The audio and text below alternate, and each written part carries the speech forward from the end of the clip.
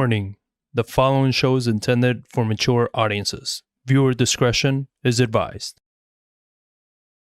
Welcome to another episode of Coffee with the John. There. Oh, I make the weird face, huh? You do make the weird face. Like, what'd you just do? What was that? Nobody saw it. Nope. Okay. So, just because you control the camera angles. Ooh, Mr. I'm God over here. it does feel like it. You know, I think, you know, if God was down here, he would be like, yeah, it's pretty close. Yeah.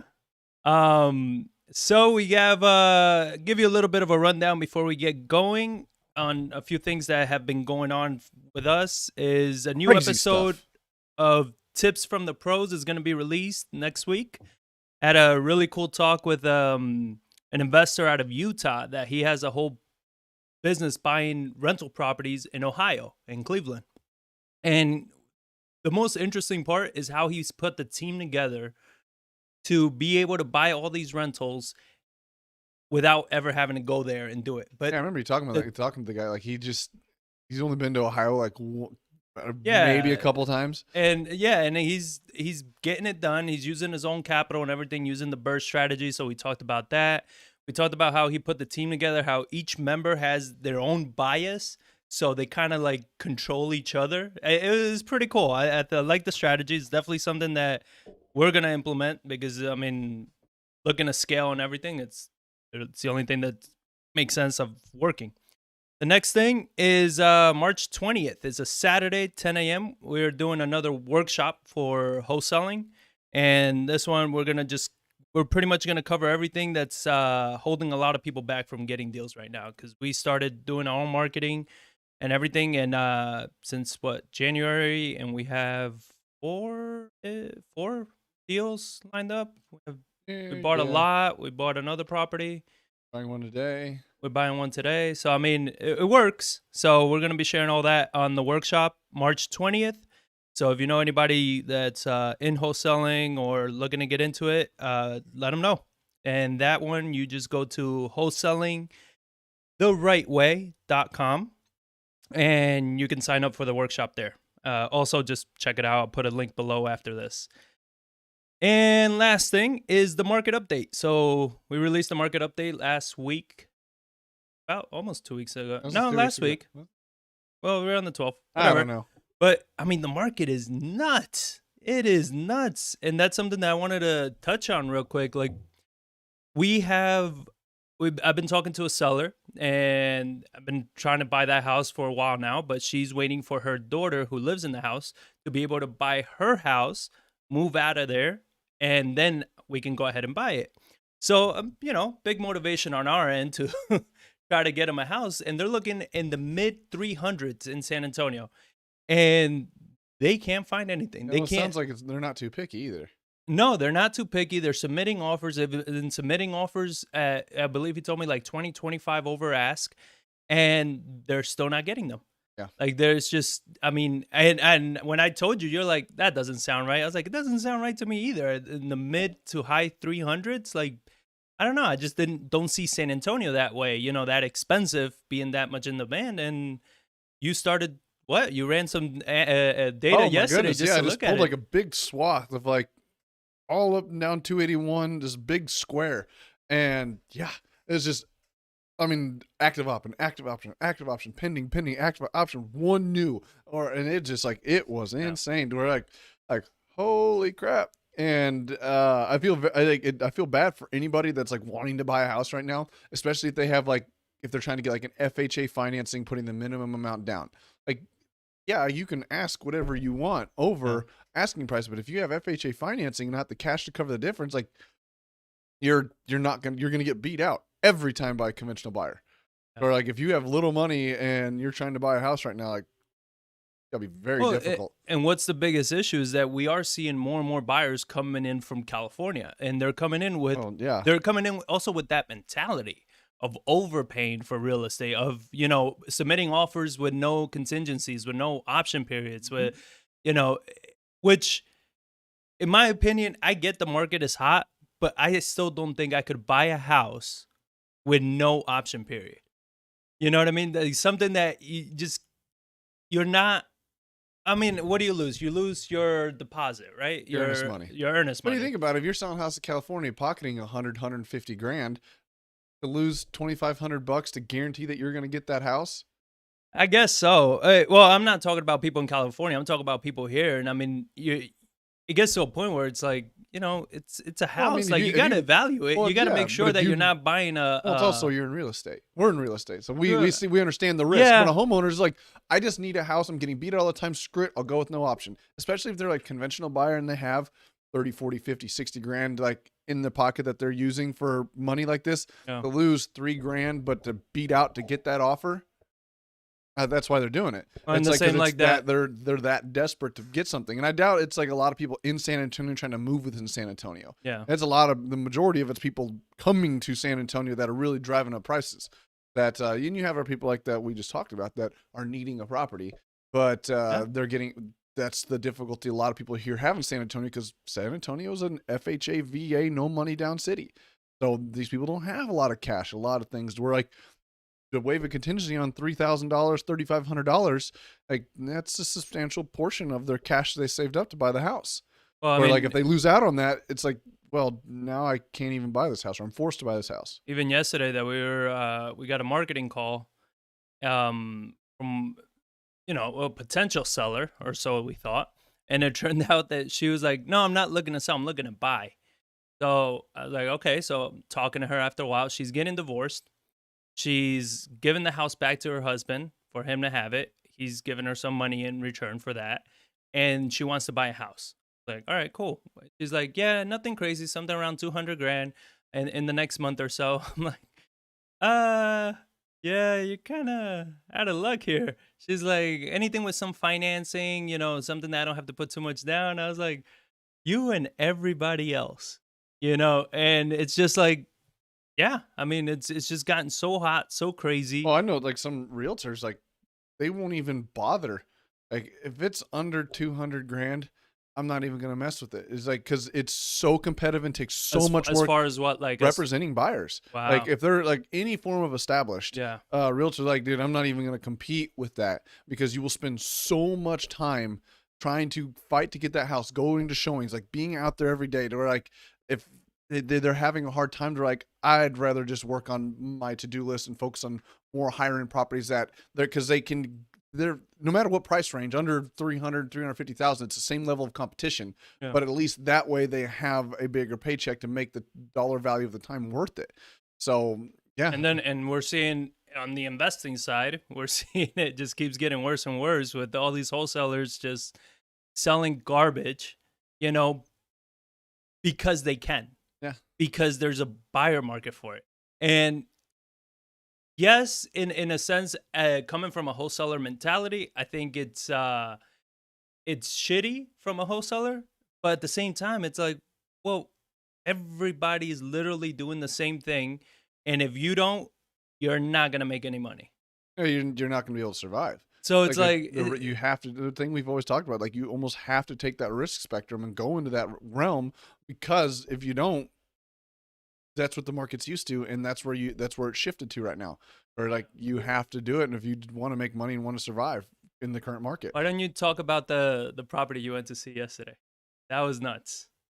Well, so as a marketing lead, we went and looked at, and it was crazy. It's like it's the worst foundation I've ever seen, which is crazy because we worked on a lot of foundations.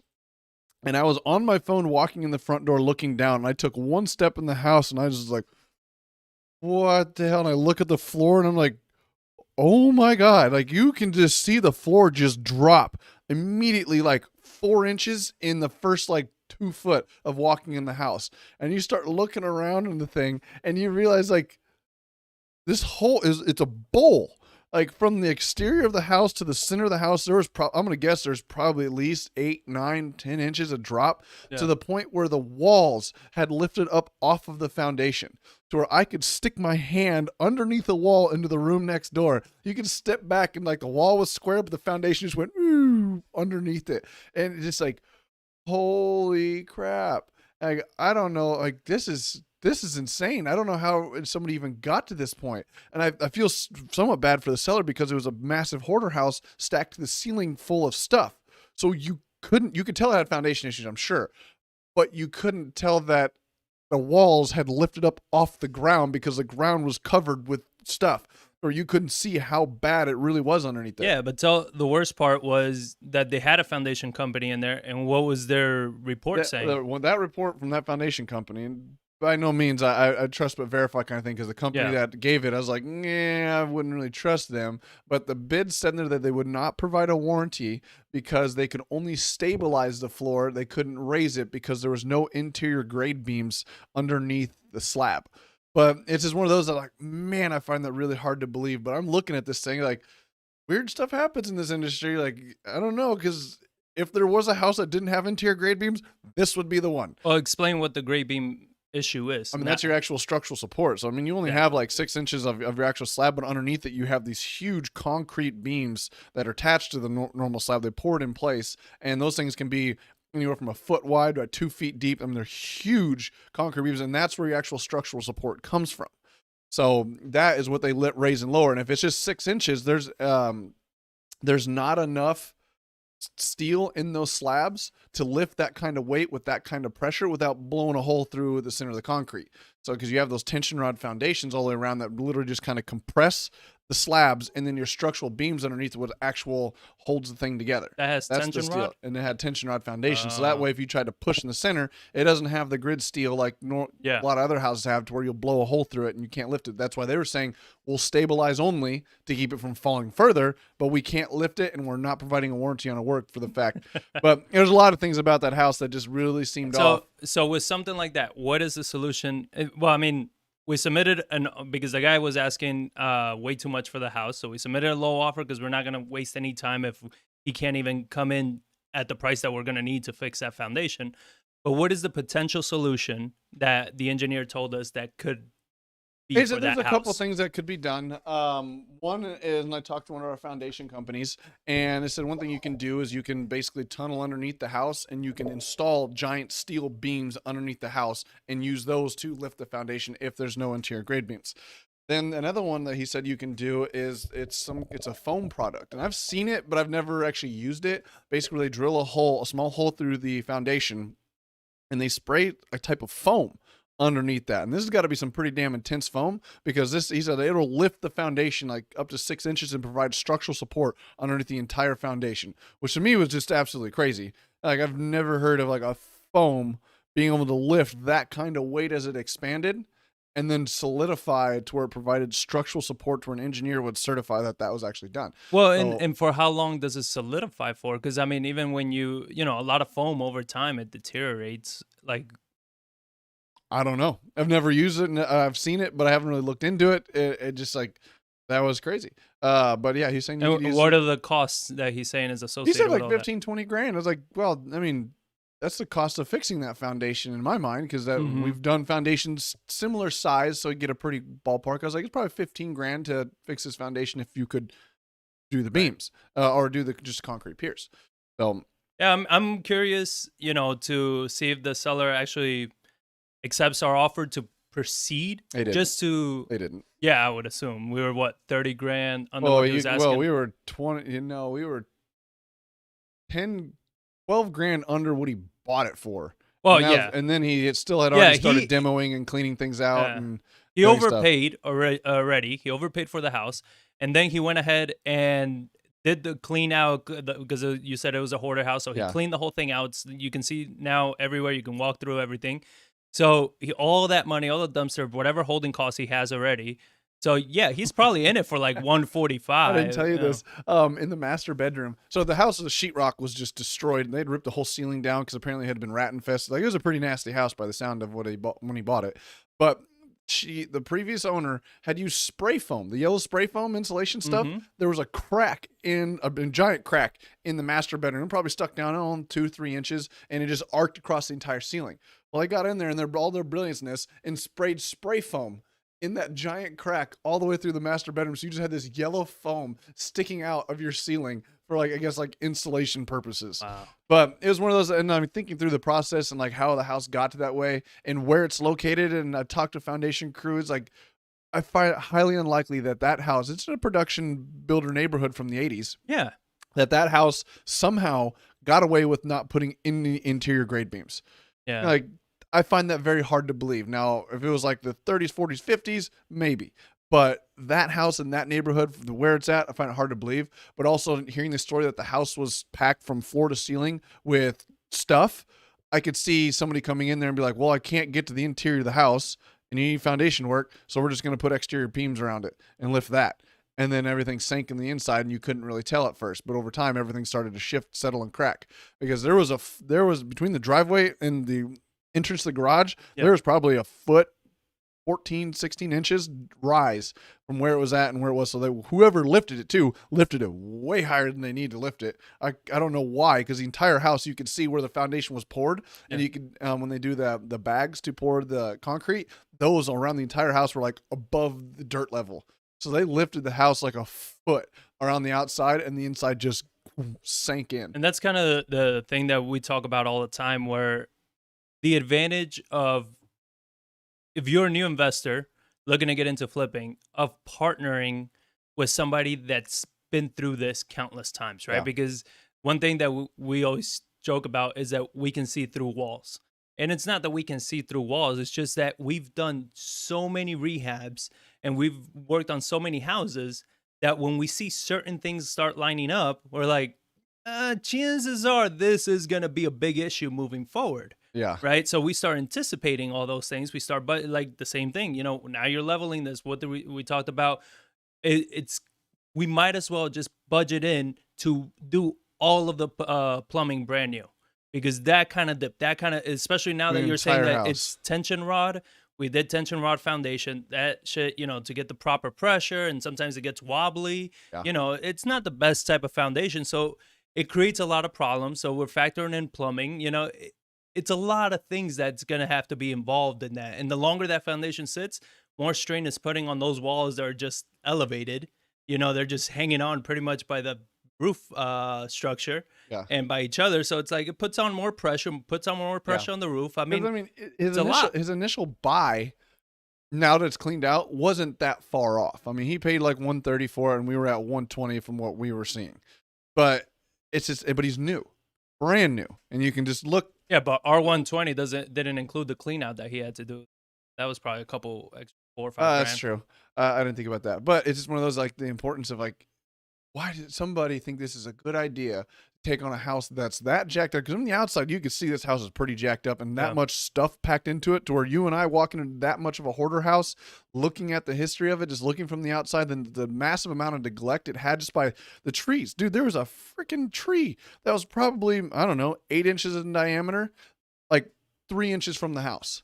Mm-hmm. All the way up and just destroying the roof, and you can tell from, and that was multiple locations of the trees just overgrowing, and it's not like they've been overgrowing for 6 months. Like, no, they've been that big for years and just destroying that roof, to where you look at that like, there's a lot of neglect here, a lot of neglect. This is a hoarder house packed full of stuff. I'm gonna find issues that I can't see right now because I just can't see in the house. Yeah. But I can tell from the outside, the looks of it, what's going on, that massive jump in the driveway. Like, there's some serious issues in this house, to where buying it, if we would have bought that originally, we obviously would have been lower than the 120 we talked about, because I had to clean it out.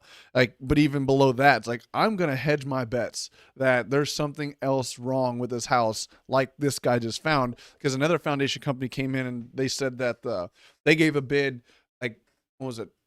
Double what the other company had, but they talked about building the piers, installing the interior grate. You doing all right over there? Chair's all weird. Installing the steel beams underneath it and lifting the foundation. But that's double what we would have factored into it, because we couldn't see that the house had sunk in like that.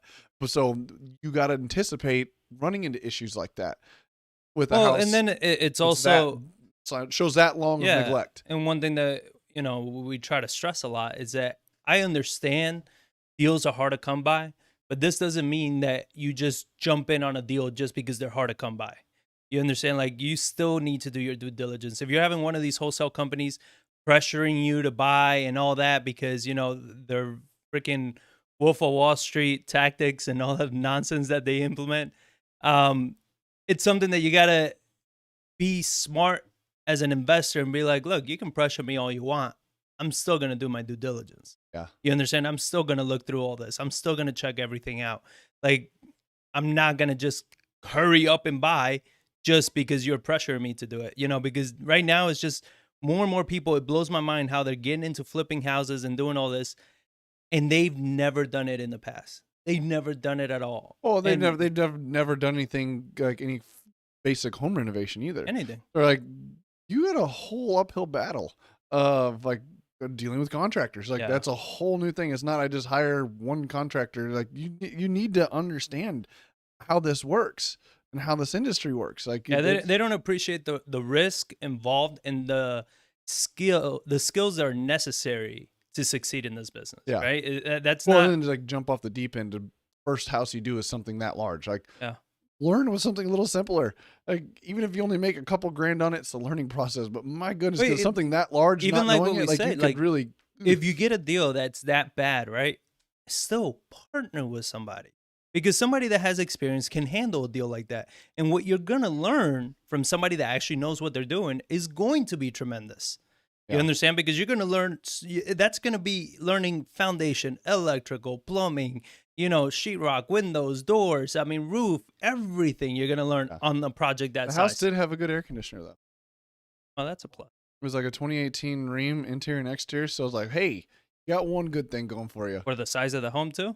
Yeah. It's the size of the home? Yeah. It was actually a good air conditioner. Like, well, there you go. There's the pot. There's the shiny penny in the stack of rubble. Yeah. I was like, so I got a good air conditioner. definitely hope this little lesson helps you guys understand a little bit more about when you're dealing with foundation issues, when you're dealing with a property here that, maybe you can't see it, or you're dealing with these sellers that are just hounding you, pressuring you to go ahead and buy. And it reminds me of that one movie, Hurry Up and Buy. Not many people are gonna get that reference, but especially here in Texas, they're not. Yep. No, It's something that you just gotta really just do your due diligence. And if you're not sure, we have investors call us all the time, like, "Hey, I'm about to buy this property. Like, what do you think?" And if you're gonna call somebody for advice, please, please, please do it before you buy the house. Don't call me after you bought the house saying, "Hey, what do I do now?" Like, I just bought this house. What do I do? Well, you probably should have called me before you bought it. We had a gentleman that same thing. He had a full-time job, everything. We told him you should partner on your first couple flips. He felt like he saw enough YouTube videos apparently. Buys a house sight on scene as he was leaving San Antonio. Like he was going on a business trip or something. And I was like, wow, that's reckless. And he bought it from one of these big wholesale companies that are known for just, screwing everybody not known in for between. their ethics. And so he says, I bought this house and everything. I would like to partner with you guys on the rehab because I can't handle the rehab. It's a lot. And I was like, all right. I go take a look at the house. I didn't spend too much time because as soon as I walked through the door, I can see through the whole house. Literally, they had no sheetrock, no insulation, no nothing. You needed to do literally everything: plumbing, foundation, roof, Wasn't electrical. the house like on the demo block too? Like he had to stop. Well, it. hold on. So I get there, so I look at it. I'm like, all right, run ARVs. I run how much it would cost to renovate the house and everything. And I told him, all right, well, it's going to cost this much to renovate, and this is the price we're going to sell for. He's like, oh, I can't do that. I was like, why not? I already knew why not, but he says, well, that means I'm going to lose, what was it, like 45 grand? I'm going to lose if I do that. So he had overpaid by 45 grand for that house. And I was like, don't know what to tell you. It sounds like a you problem, like you kind of screwed up here. He's like, well, what's even worse is that when I'm out of town, I get a call like that my house is about to be demolished. I'm like, what do you mean? He's like, yeah, it was already scheduled for the city to demolish it. I was like, and the people that sold the house to you didn't know that or anything? He's like, well, they didn't say anything. So he was in a lawsuit with the company because, he had to call the city, stop it from being demolished. Like he overpaid for a house that if he didn't act quickly enough, it was just going to be a slab. He's going to come back from his business trip and be like, where'd my house go? Yeah. And then he's like, so what do I do? I'm about to lose 40, 45 grand, or I don't know. It was 40. I was around there. What do I do? I'm like, well, at this point, your only option is pretty much either you eat that loss or you renovate it and you rent it, refinance whatever you can back out of it, and just hold on to it, and hope that with Oh, between he the might be rents right. and He might be able to appreciation. break. He might be able to break even now. This because that was like 3 years ago. Yeah, but it was still further out, so I don't know. But it's still in that price point that's seen like Yeah, this so ridiculous appreciation. that was really his only option at the time. But like I tell hope he people, I'm took like, it. call me before you buy the house. You know what I mean? Don't call me after you bought it, because now it's like, well, now let's just mitigate the loss as much as we can, and we have that other situation with 2 other properties from a lender. So, I mean, it's something that, take it serious, guys. This isn't a game. This is real money, and debt is a very powerful tool to use to exponentially grow your wealth. Well, But it's also a very powerful tool to exponentially decrease your wealth if you don't know what you're doing with it. Because or somebody else's wealth. yeah, And isn't that the problem, though? Don't you think that, at least from what I've been seeing, is money has become so accessible? There's more and more people willing to lend to people they not only don't know, but to people that don't have any prior experience at all, flipping houses, doing any kind of managing rehab, anything at well, we that were level. seeing that years ago when that lady lent something like 60 grand to somebody and got no documents, just just basically wrote him a wrote a check and said, "Here you go," and then the guy stopped making payments. Things were going wrong with the house for obvious reasons. And she's like, well, I just hope I get my money back. Like, what do you mean you hope? Don't you have some documents? No. Oh, no. Yeah, it's all that easy money. Just these people are just lending to anybody that has a project that has or says that has a deal, just because they have an investor friendly contractor. And it's just something that's like all that easy money and everything is just making people more and more reckless. And it screws with the real estate market, right? Because now you have these houses that they're trying to push the prices up substantially just so they can either break even or make a profit on it. And you're messing with the market. You're doing a half-ass rehab, because even this guy that he was about to lose the 45, first question he asked me is, how can we cut the rehab budget in half? I'm like, when you're in trouble, rehab is the last thing you cut out, because that's what's going to get you out of it. Yeah. Like, you can't cut corners on your finish out. You can't cut corners on the work that needs to get done, because now you have a losing deal already, and you put a shitty product on the market. Chances are you're not going to sell now, and you're going to spend or waste that much more money trying to fix it. So it's like, you got to do it right. There's a lot of risk involved. Yeah. So with all that, hopefully that helps you guys. What kind of what topic do you want to hit? You got first? more in here than I do. Knock yourself out. Don't I always? No, so last week you had 0. Get out of here. So the first thing I wanted to cover was to break down the stimulus. So what stimulus? That little happy money that's being given out. Helicopter money, just yeah. Well, that hasn't stopped, but we have Biden yesterday, I believe, already signed the plan. So it went through Senate. They modified it. They removed the $15 minimum wage, which we talked that about was last good. Week. They didn't meet the rules. Yeah, and it's good that they're still gonna try to pass it, but so far for right now they removed it, so at least it gives us a little more breathing room before everything goes to crap. But we still have this stimulus. So pretty much, I wanted to cover like what's involved in this new stimulus package. So the package extends the existing $300 weekly unemployment benefit through September 6th. As well, provides a tax break on $10,000 in unemployment benefits. So for everybody that's collecting their unemployment benefits and everything, a lot of people are worried about, taxes, because a lot of people are making... Not enough was taken out of those bills.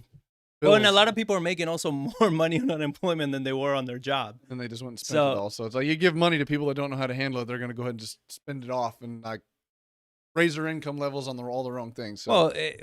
Well, especially when you're telling them you don't have to pay your mortgage or you don't have to pay your rent.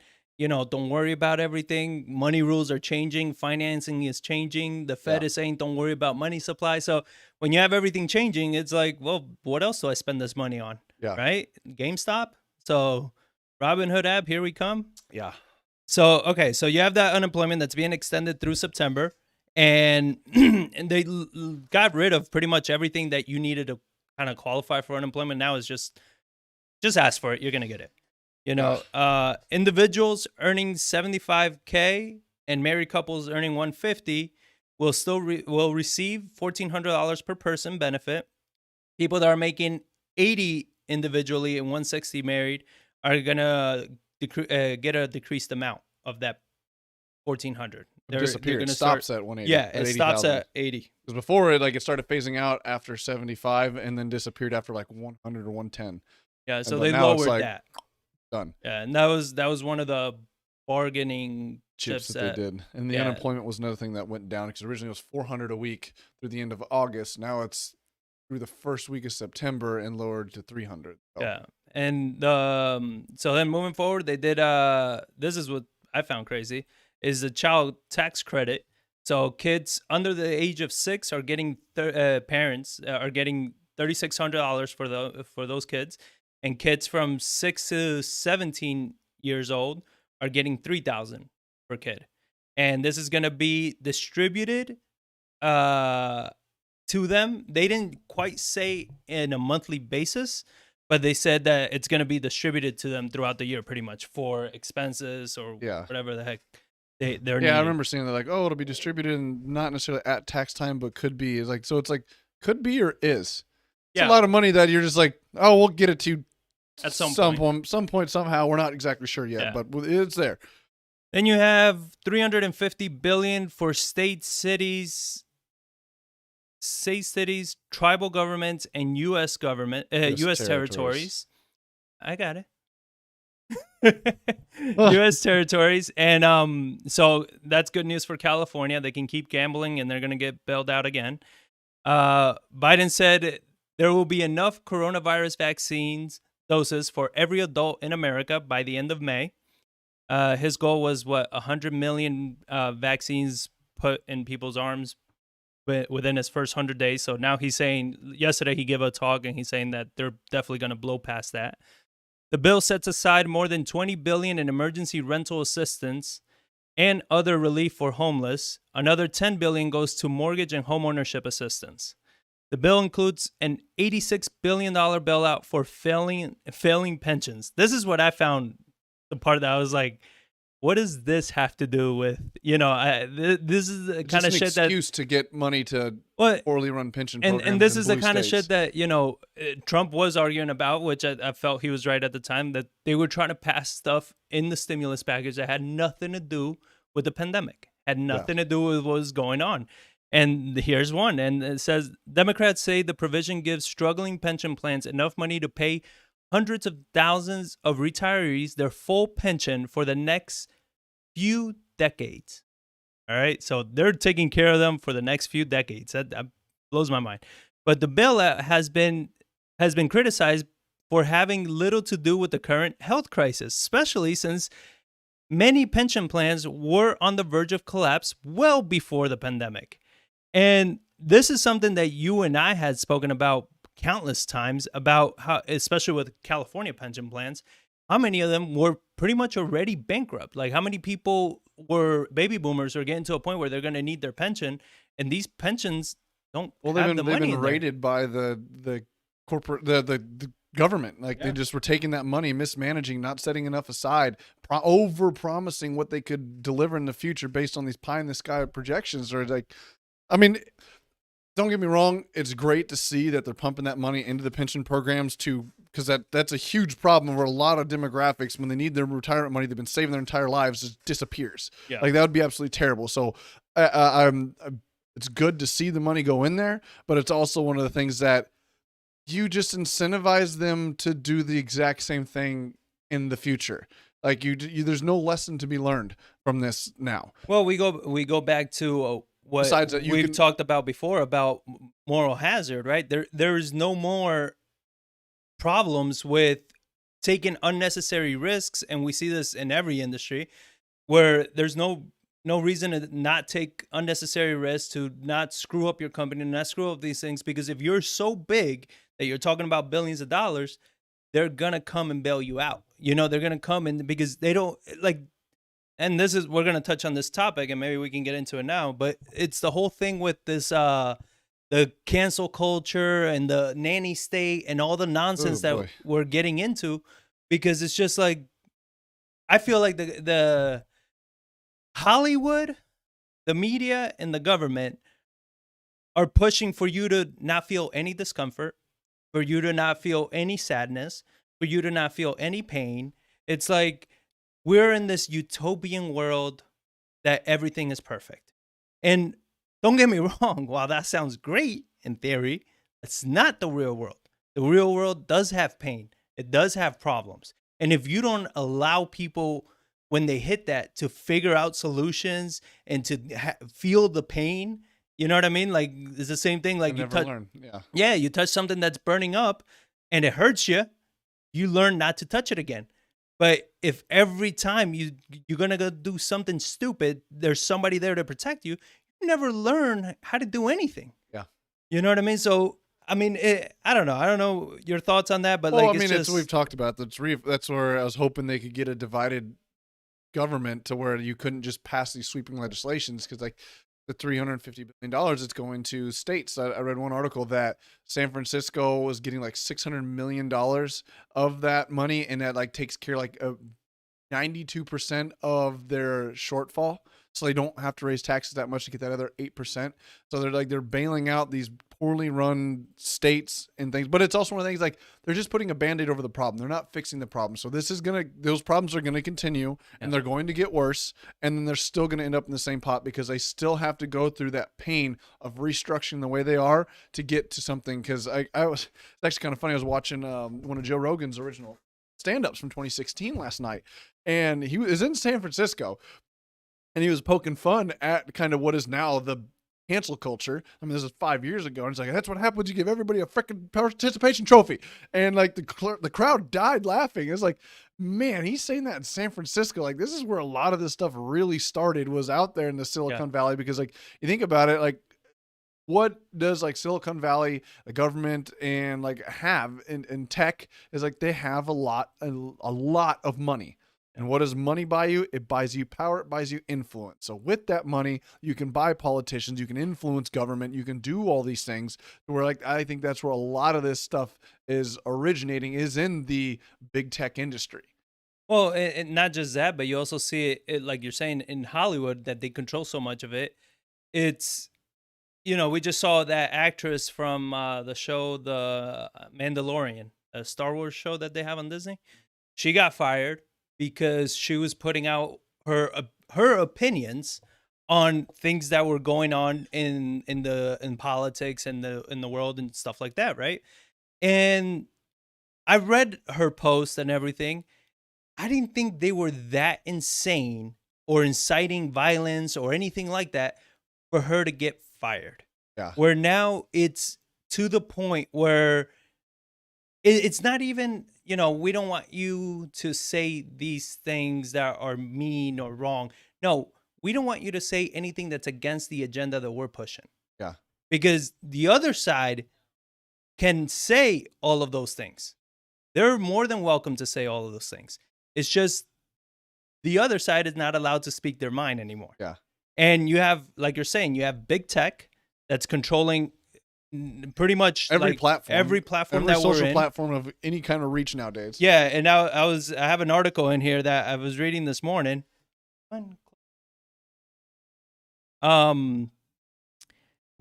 an article that I was reading this morning that Amazon won't sell books framing LGBTQ plus. LGBTQ plus. Yeah, that's what That's it a is new now. streaming service?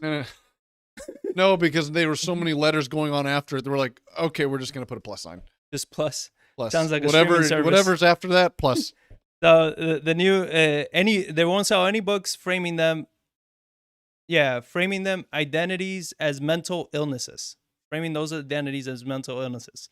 So you have Amazon that came out and said recently removed 3-year-old book about transgender issues from its platform because it decided not to sell books that frame transgender and other sexual identities as mental illnesses. Right? This was that book, and the title, it is kind of funny. I got to give him credit, the creative title. When Harry Became Sally. responding to the transgender moment.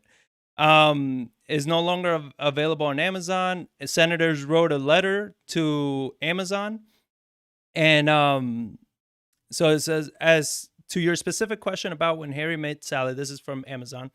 We have chosen not to sell books that frame the LGBT streaming service identity as mental illnesses. That came from Brian Hussman, Amazon's vice president of public, referring to the sexual identities that include lesbians, gay, bisexuals, transgender, among others. There's a debate, however, which Amazon is seeking to shut down about how best to treat patients who experience gender dysphoria. Amazon is using its massive power to distort the marketplace of ideas and is deceiving its own customers in the process. So this is what, a bunch of senators, they wrote a letter to Amazon, to Bezos, saying like, why are you cutting down this conversation that Americans have the right to have? Yeah. Right? Like, you are purposely removing a whole other opinion because, again, this is our opinions, Careful. right? Yeah, nobody get triggered. These are all opinions, right? Like, whether it is a mental issue, whether it's not a mental issue, like, there's really, like, I don't, at least to my knowledge, there doesn't seem to be a fact behind it on what this could be. If it is mental, if it's not, if it just is what it is. But by you saying you're not allowed to even talk about it, what are we doing here? Well, that's what they were having this discussion before we got onto the show of just like, how far is this going to go? Because you see, like, they canceled Dr. Seuss during Dr. Seuss Read America Week or whatever, this last week or the week before. They're going after the Monopoly game now because it has racial undertones of how the game was made. They're trying to cancel Eminem. They're trying to cancel, like, everything. And I was kind of interesting, like, when Rogan was talking about it in 2016, like, it hadn't formed yet into the cancel culture, but he was talking about things like, what are we doing? Why are we doing this crap? Like, stop patronizing these things, like, and trying to erase the past of what happened.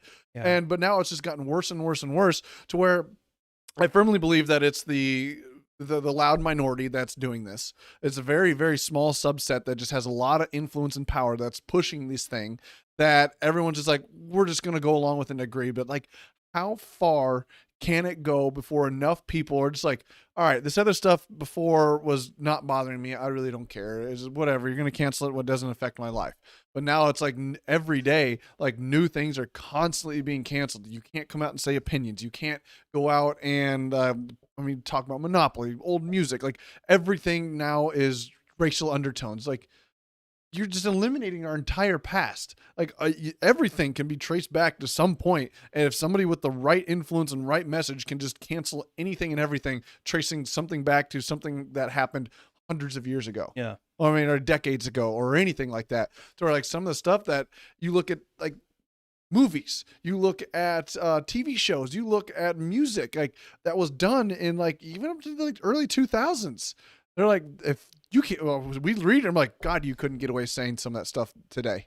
Oh, 100%. So how long before it's like, basically anything that happened for 2015 never happened. Yeah. Like, it's all canceled. That's exactly what it is. It's not saying that what happened back then was right. It was what was happening right at that time, or accepted at the time. That's what it is. Nothing more, nothing less. It doesn't make it that, oh, that's it. That, that we got to pretend like that never existed. We got to condemn those people that they're trying to condemn, like the founding fathers and all this, for having slavery, and they should have known better. Like, known better in what way? You know what I'm saying? Like, that was the thing. It's like, in 300 years from now, looking to the future, there's going to be things that they look at that we're doing today. In 300 years, they're like, they should have known better not to do that. Exactly. Like, what at the time, like, this is what you things are. Like, you drove a car. Oh, they should have known better, and everyone should have just started walking to work. That's what like, we're all living in Mars now. Yeah, instantly they should start walking to work. Like, yeah, you go with the times. You go with, like, what is accepted at the time and to live your life. I just think, like, it's kind of what that saying goes. If you don't study the past, you are doomed to repeat it. Yeah. Right. So it's like, again, I'm not saying you should look up to those things and say, hey, we should bring, discrimination back or any of those things. I'm just saying, like, yes, it happened. Was it bad? Yes, it was bad. but that was then. You understand? Like, we can't start going back now and trying to go after people for shit they said so long ago. You know, we saw this starting years ago with Kevin Hart when he was about to host what was it, the Grammys or the Oscars? He was gonna host something, and then like one of his first jokes from one of his first stand-ups talking about, like, you know, if his son was gay, that he would smack it out of him or something, like making a joke as a comedian. Yeah. And because of all that, they're like, we don't feel that you should be the host because of this. Or you need to come out and publicly apologize for that. And he's like, no, it was like, Well, it was a joke at that time. But he had already apologized for it. It was like, it was, you know, it was poor taste. I was coming out. It was a joke. Like, I didn't mean anything, you know, offensive by it and all this. But they wanted to, like, pretty much berate him across, like, oh my God, and all this. And it's like, no, stop being afraid of speaking. That is honestly, like, why we decided to talk about this today. Was I'm tired of it. Like, I'm one that is not known for having a filter, but at the same time, like, Jesus, it gets to a point where I gotta just stay quiet because I might offend somebody because they're so damn sensitive. You know, I'm sorry to tell you this, but I'm not responsible for your feelings. Yeah. You understand? You are. If I say something that offends you, that is on you, not on me. You understand? You're offending me you're that sensitive. I'm offending you. Like what? You're too sensitive, and if that offends you, that's on you. That's your problem that it offends you. You understand? It's not my problem. You understand? Yeah. Like, you gotta figure it's. We go back to the same thing. You know, if I just say, John, I think that you're stupid, does that make it true? Does that mean that you're actually stupid? No, that's my opinion. Yeah. You understand? Like, I have the right to have my opinion about it. You understand? Yes, I do agree that, like, you shouldn't go around, being like verbally abusive and all that to people and discriminating based on their sexual preference or skin color. Of course, 1,000%. I'm not condoning any of that. I think you're a piece of crap if you're doing those things. That being said, like, you still have the right to speak your mind. You understand? And this whole cancel culture, this whole thing that's going on about don't say this because you're gonna trigger this person. Don't say that because you're gonna, and then people are getting fired. Yeah. From their jobs, from their lives. Oh, or like the Trump, like people were not getting jobs from that worked for the Trump administration. That's insane. This is like, oh my God, just because they're associated with a person, they worked in administration, like you were going to cancel their careers and hold it against them of their beliefs and their talents. Like, wow. Well, and it's the same thing like we talked about last week about these companies that are trying to overcorrect now with their discrimination, with everything, where they're saying, okay, we're only going to hire women and minorities. You don't get rid of discrimination and racism by discriminating and being racist to the other side now. Yeah. Like, it doesn't work that way. You understand? Like, you're still being racist.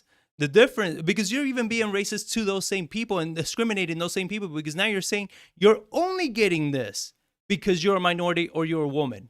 It doesn't mean that you're getting it because of your abilities. Yeah. I'm not saying that you have any decent abilities or that you deserve the job. I'm not saying that. What I'm saying is, I got to hire you just because of the climate that we're in. I think that's more demeaning than anything else. Like, you want to end discrimination, you want to end racism, you treat everybody the same way. You understand? Like, you don't look at color, you don't look at gender, you don't look at any of those things. You look at their ability to do the job. You understand? Now, this is talking about the business world, right? But then you have the sports world now. That, what was it? There's an article in here that Mississippi governor is signed a bill banning trans athletes from school sports. So, I mean, this is another thing that's coming out is how many you have transgender people trying to play sports on the new gender that they identify as. Yeah, and it's mainly the issue is it's when people that are born male transition to being female and then go and compete against in female sports. Yeah. To where it's like they have a genetic advantage for sure. And it shows because I can't remember, it's like North Carolina or South Carolina or some one of the group Carolinas. one of those states over there, brought a lawsuit against like the NCAA or a school board or something like that because a group of natural born women were losing to like two or three, I think it was like two or three transgenders that were allowed to compete in the sports because they dominated every sport on I think they were sprinters, and they were just dominating every track meet, and so they got the scholarships. And now these girls just they couldn't compete because the transgender was allowed to compete. They were suppressed, and instead of coming in first and seconds and becoming state champions and runner-ups, they were now second, third, fourth, fifth place finishers and denied scholarships based on their placing of when you look at it just across the basis.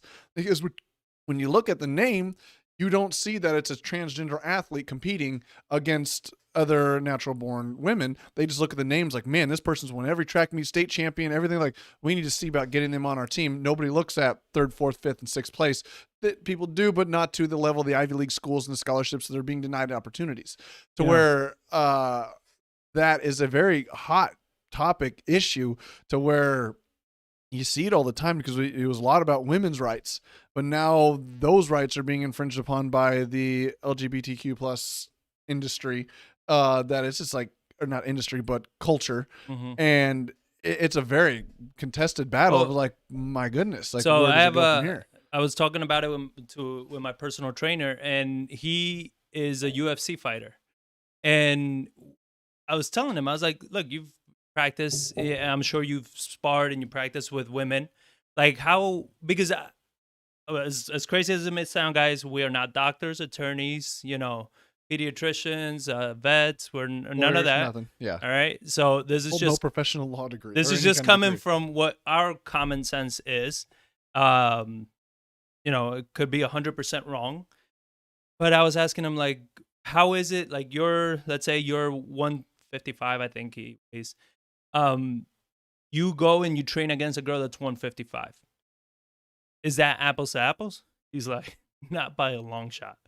He's like, the amount of force I can pack in a punch is not the same as she can. Like, women are not built the same way we are. They don't have the same, I don't know if he called it testosterone or hormone. I don't know what it was, but he's like, we have more that I can pack a lot more in a punch than a girl can. And it's not to say that the girls don't have good techniques or they can't fight, but it's just what it is. It's biology. It's like, if I hit a girl that's my same weight and she's trained fighter and everything, but I hit her full force, she's going to feel it much more than a guy at my weight. Yeah. He's like, and we've seen it. He's like, this isn't an opinion. I've seen it. You understand? So I'm like, there's obvious signs here. So if we talk about, this whole cancel culture about protecting people's feelings and everything, you need to protect them from this. You understand? Because they obviously can't protect themselves. If a woman wants to fight a man in the UFC, because they've talked about it before, like, this can get very, very dangerous. You understand? Like, or there needs to be some adjustments at that point where it's like, all right, a 155 male fights a 170 female. Okay, then we're talking that it's not equal. Yeah. You know what I mean? So it's like, what are we talking about here? You understand? Biology is biology. I'm sorry. Well, that's the whole thing came with the pandemic thing too. Like, trust science, believe science. You have to go with the science. But now it's like, don't believe science. It's not about science. It's what you feel inside. Like, so you use science when you want to use it, but don't use it when it doesn't help your agenda.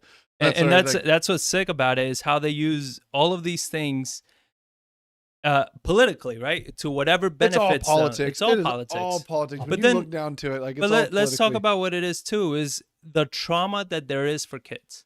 You understand? Because my wife and I, we have this conversation a lot because we have two boys. And it's just like, how the hell do you explain these things?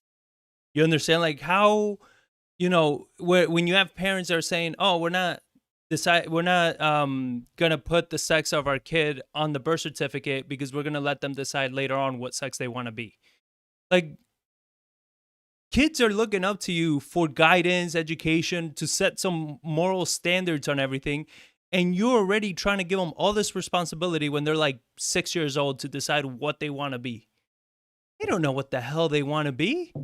You understand? Like, if a little boy wants to be a cowboy when he's 5, I'm not gonna give him 2 6-shooters and go start shooting people because he feels like being a cowboy. There's boundaries. Yeah. He needs to understand that, like, no, you can play pretend cowboy, but that's about it. Like, there's certain limits in life, and with you letting a kid decide such an important thing of like, what do you identify as? I mean, I just think it's nuts. What was it that few years ago that a kid was trying to sue his parents because they did not let him choose what he wanted to identify as when he was born? I remember it was like, what? And then like and now we're years later, it's just like, oh my goodness, this is getting. And I'm just not saying like, okay, transgenders compete against transgenders. What's wrong with this creating? It's like, it's not male, female. Like, we have all these different identities for LGBTQ plus and stuff like that. It's like, okay, then those people compete with each other. It's like, like transgenders competing against transgenders. But then they're like, well, there's not enough of them. Well, okay, I'm sorry, but it's like, it's. I don't know, man. I don't know how. I don't know how you approach it, what you do to fix it. That's why I relatively just stay out of it. Do I have an opinion on it? Do I have feelings?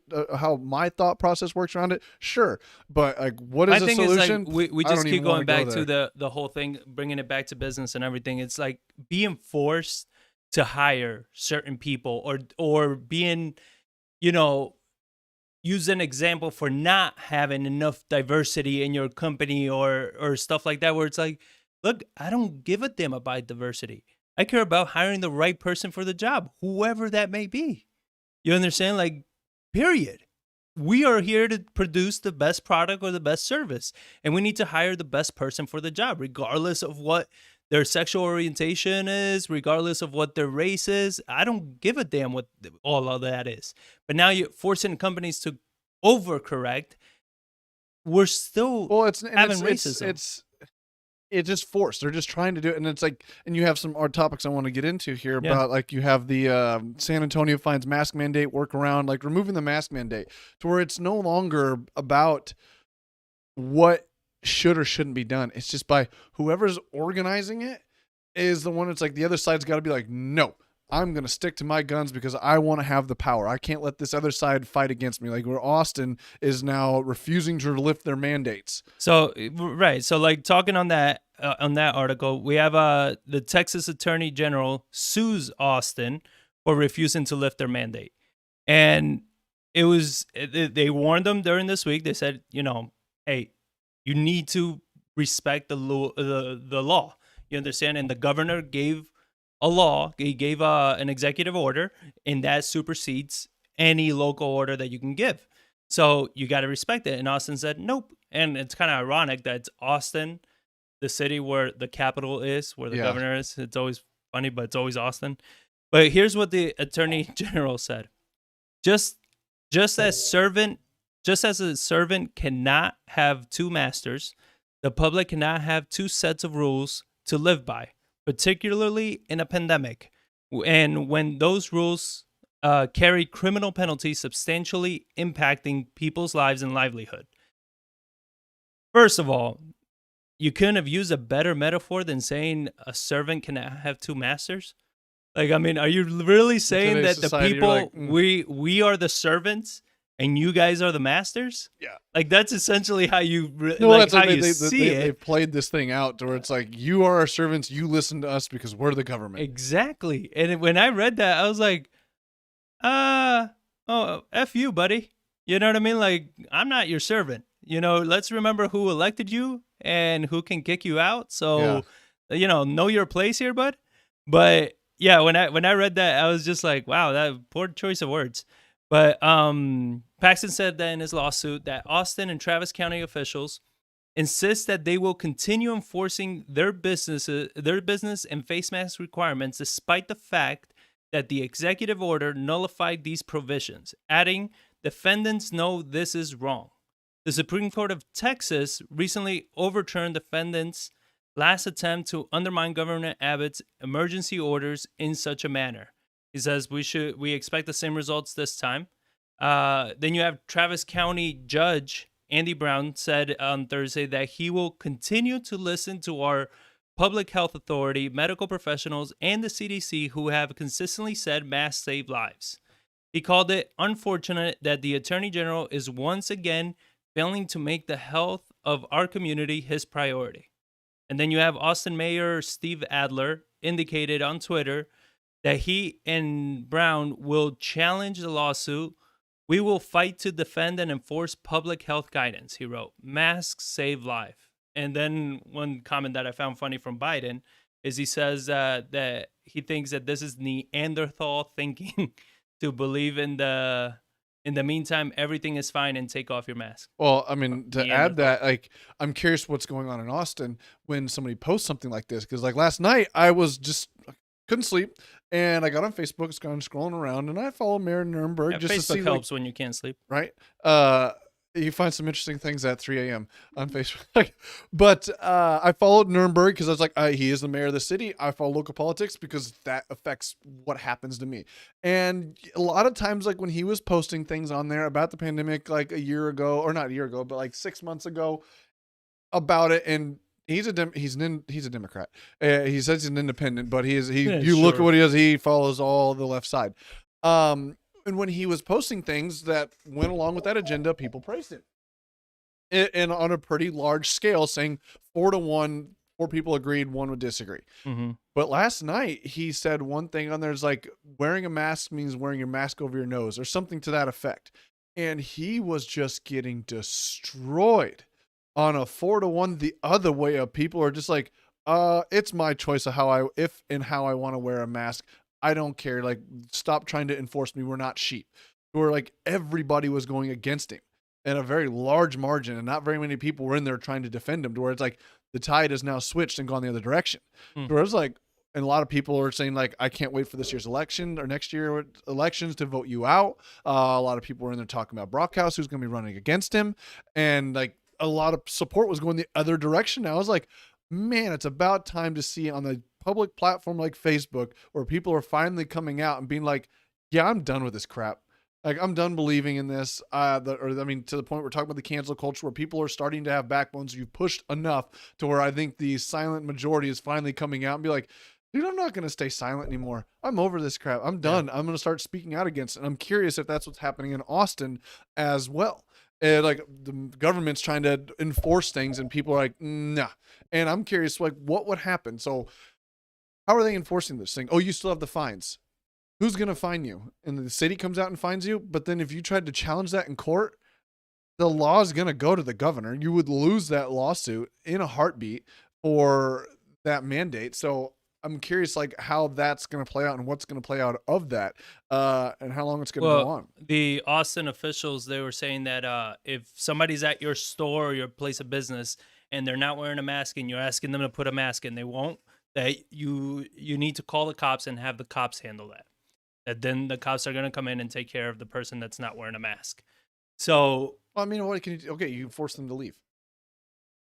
pretty It's like, much, that's it. Like, you just go to leave. Like, so, okay, nothing really changes or anything. yeah. Well, Um, and then you also have now like San Antonio is you have Wolf from San Antonio talking about that with government have executive order issued last week because of the decision to mandate masks will still lie with the business and not government. The order says business must post their COVID-19 protocols in a visible location. So this is the workaround that San Antonio is coming up with. We are not telling them what to do because we cannot tell them what to do. But many businesses will require a face mask, Wolf said.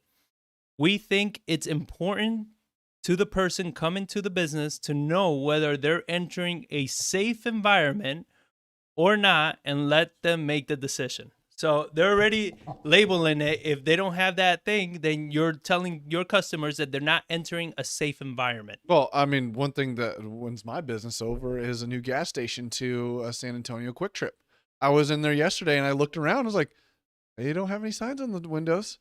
And I walked in and like I put a mask on just because like it's like you feel like you're gonna be shamed if you don't have it. And I looked over, saw one of the employees not wearing it. I was like, him right now. took it off. And I asked him when I got there, so like, is Quick Trip not enforcing the laws? And he goes, he's like, no, they're not. It's like they're leaving it on the individual. If they want to wear a mask, they can wear a mask, but we're not going to force you to do it. And I was like, well, I'd expect that out of a company based out of Tulsa, Oklahoma. They're a Southern company and they're not enforcing masks. To me, I'm like, well, if I need gas now, I'm going to go to a Quick Trip. Like, I'm going to go that route because if I'm going to go inside and I don't want to wear a mask, and it's like, you know what? If there's a Quick Trip near here and there's a Valero across the street and they require a mask, like, I'm going to go to Quick Trip. Right. To where it's, and then now that And, one of you, the and articles, you have the right, though. You have the right to choose. choice. Like, The I choice. mean, It's like, that's it, it's a it's choice. something that I find crazy that that's what they're being upset with, you know? And it's like, look, if you don't feel safe, one, don't go out. Two, I don't know, wear 2, 3, 4 masks, however many, put a freaking bubble over your head. Like, whatever makes you feel safe. You understand? We go back to what we were saying. You are responsible for your own life. Nobody else is. Yeah. Well, and in the wake of all this thing, I have an article in here that San Antonio positivity rate continues to drop and reported at lowest it has been ever been. It's like, so as of Tuesday morning, the positivity rate in San Antonio is at 2.6%. So only 2.6% of the people showing up are testing positive. They started tracking this last year. The current percentage is well below the community goal of 5%, putting our risk level at low. The positivity rate was at 11.6% last April and has reached as high as 24% in July. Mayor Ron Nirenberg said these numbers are a step in the right direction, but has continued to trend this way. The backlash on Facebook the mayor got from, and I mentioned like the backlash he's getting from posting things like, you still need to wear masks, like you still have to cover up constantly. And it's like, at what rate? So it has to be 0? Yeah. Like, it's never going to be 0. You're never going to eradicate this. Like, it's a virus. It's going to grow on like the seasonal flu. Yeah. And we have a shot against it that people are going to get. But it's like the politics behind it, because that's what the agenda is currently using to get the things that they want to get done legislatively. And like, at what point, like 2.6%, like how low do you need it? And they're all saying, you need to get rid of all the masks. You need to do what or keep all the masks, keep all these restrictions, keep all the shutdowns down. And then, but I just go back to it, like New York, California, Texas, and Florida. Look at their numbers, look at their death rates, and completely polar opposites of how they've handled this thing as far as mask mandates, shutdowns, and how their business was conducted of their overall economies. Numbers are relatively the same. Yeah. And it's like, so obviously shutdowns, mask mandates to that extreme, and keeping everybody shut down didn't stop the spread at all. And our economies are open. What did change, though, is we don't have near the exodus of people leaving and wealth leaving. We don't have the suicide rate increase, the domestic violence increases. We don't have kids that have been homeschooled and the level of depression spiking and going nuts like those other places have. Because like the people aren't isolated. Here they're able to free move around. And I've talked to several people. Like I'm working with somebody moving to from California to here, and he's like, dude, it's ridiculous. Like I can't get out of this state fast enough. Because they're tired of it. And like how like so many people and down to the kids are being affected. And nobody wants to talk about that. I don't know. I think people are, what I find pretty frustrating and annoying is the level of hypocrisy that you see even across the politicians themselves. How bad this is and everything. How many times are they being caught like in large groups of people, not wearing a mask, not social distancing, doing all the same shit they pushing everybody else to do. Even with the same people that are complaining, bitching, and moaning about the mask and everything. Yet when you see them out and about, sometimes like their mask is below their nose, or like. My whole thing is like, guys, like live your life. Take responsibility for your own life. Take responsibility for your own health. You understand? Like that's all it is. You understand? Yeah. This whole thing of trying to push it on people, force people, shame people just because they want to live their life the way they want to live. Like you can tell that the way, and this is what I find crazy about politicians when they criticize Greg Abbott, right? They say, oh, he doesn't give a damn about the people. He doesn't care about this. I'm sorry, but like all of California is moving to Texas. Well, it's also one of the things, like, obviously people still like Abbott, considering when he got voted back in, it was like 70% of the voters voted for him. Yeah. It was something, it was a huge margin. I'm not even saying that. I'm saying the fact that I'm not saying that like what people like. What I'm saying is that his way of doing it has made Texas the strongest state that has been. You Yeah. understand that it has made it where it's attracting some of the largest businesses. The pay Largest capital or largest, what was an article I had last week? Like most commercial projects in the nation as far as starts in 2020. yeah, Like in a like middle of a pandemic year, and like Texas was the top by a large margin. Like it yeah. wasn't just small of like how much capital was being deployed in Texas for commercial projects and development. And you look at the economy in Texas, you look at how well Texas has been doing and everything. That's because of their policies. You understand? It's not because, it's hot as hell here in the summer. Like Texas is strong because of its policies. It allows businesses to work. We It have allows beautiful weather. people, yeah, it allows people to live their lives. You know what I mean? Like Texas was a very free state, which is what's attracting so many people. So when you're talking about all the stuff that Abbott is doing wrong, I look at it just numbers wise. I'm like, I don't see what you're talking about. Yeah. I don't Um, either. And like now, I still don't know, is HEB requiring masks or not? I don't know. Walmart's requiring it. HEB, because like I have an article in here, like HEB workers rally demand supermarket chain enforce mask policies. As a worker at HEB are demanding their employer enforce the mask policy in its stores. Workers and members of the community across Texas will make calls to HEB corporate leader in San Antonio starting Tuesday morning. The chain the chain delivered a statement this past week that it will continue to require where customers wear masks in their stores, but workers and community members are concerned HEB stores won't be enforced the policy. They fear that will leave workers vulnerable to COVID-19. Yeah. So like, I'm curious, like because I remember they weren't requiring them for a long time because of the hostility of before the governor came out and made masks mandated like in last July. That the hostility that people were getting and the pushback they were getting, like their people, their workers, like customers were going in there and were just pissed that they're like, no, I'm not wearing it. And the altercations they were having, they're like, we're not going to put that on our people to try to force the customers. Our employees can wear them. We're going to have that, but customers, we're not going to try to enforce it. I'm curious what that's going to be this go around.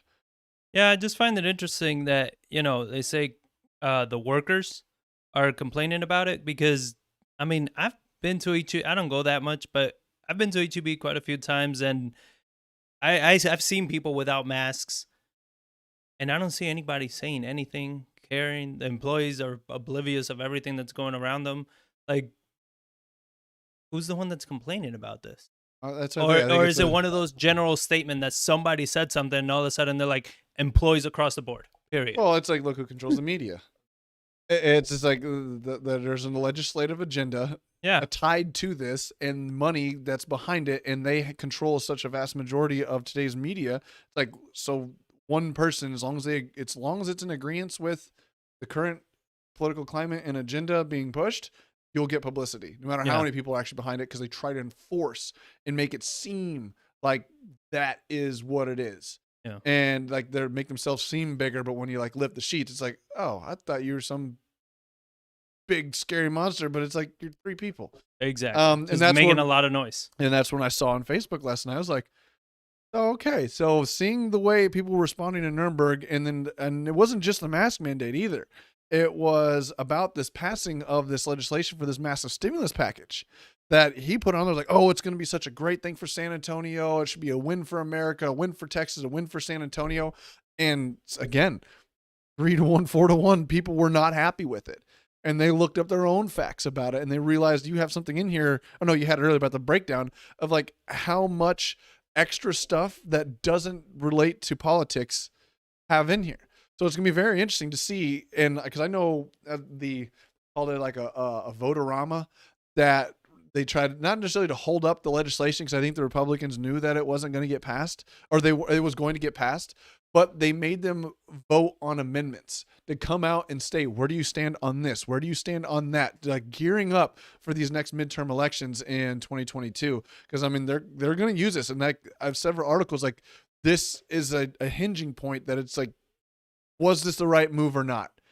And the 2020 midterms are what's at stake. Like if now the Republicans take it over, like they did after I read an article when Obamacare was rolled out.